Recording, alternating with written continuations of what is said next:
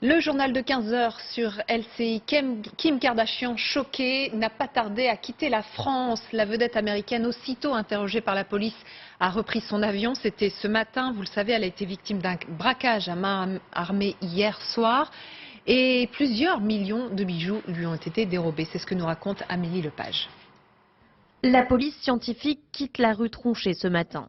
C'est dans cet hôtel particulier du 8e arrondissement que 5 hommes déguisés en policiers se sont présentés cette nuit aux alentours de 3 heures.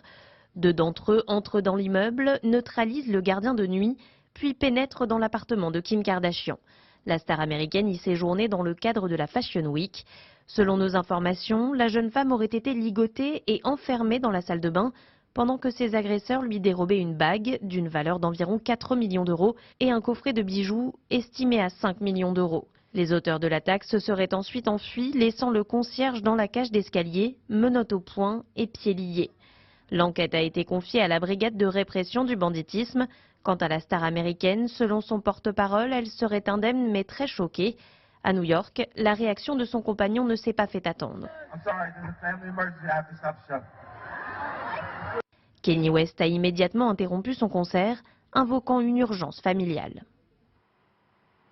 Et Kim Kardashian logeait donc, vous l'avez vu, dans un hôtel particulier du 8e arrondissement de Paris, juste à côté de la Madeleine, un lieu jusqu'ici très prisé des stars pour sa discrétion. Antoine Bourdarias est sur place pour LCI.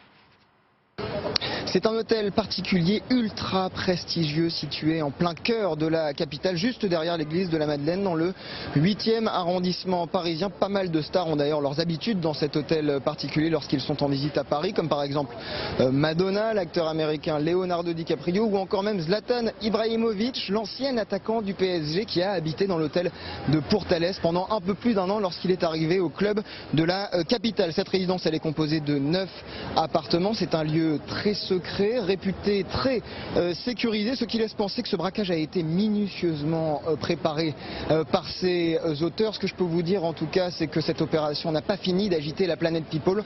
On est actuellement une bonne 50aine de journalistes et de paparazzis à camper devant l'hôtel de Pourtalès. Et cette agression a fait réagir jusqu'à la maire de Paris, Anne Hidalgo, par voie d'un communiqué, fait savoir qu'il s'agit d'un acte très rare qui ne remet pas en cause la sécurité dans l'espace public parisien. Fin de citation. La mairie qui justement venait de lancer un spot publicitaire à travers le monde pour relancer le tourisme après les attentats. Anthony Favali. Lorsqu'ils viennent en France, ils privilégient les hébergements haut de gamme et dépensent beaucoup d'argent. En 2015, le pays a reçu 3 600 000 touristes américains, une clientèle qui s'est raréfiée cette année avec les attentats.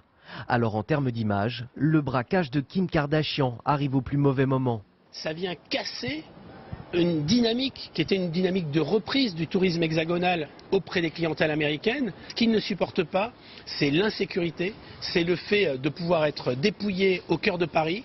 Et alors que nous subissons une baisse considérable des clientèles asiatiques, moins 50% de clientèle japonaise, une baisse très importante des clientèles chinoises. Une inquiétude d'autant plus vive que l'aura médiatique de Kim Kardashian est importante. Son agression fait la une des médias internationaux. Elle est mariée avec une des plus grandes stars de la planète, Kanye West. Et donc ensemble, ils sont encore plus puissants.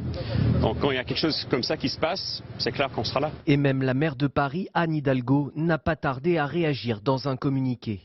Cet acte très rare ne remet en aucun cas en cause la sécurité de l'espace public parisien. Il est possible de se rendre dans la capitale française dans de bonnes conditions de sécurité.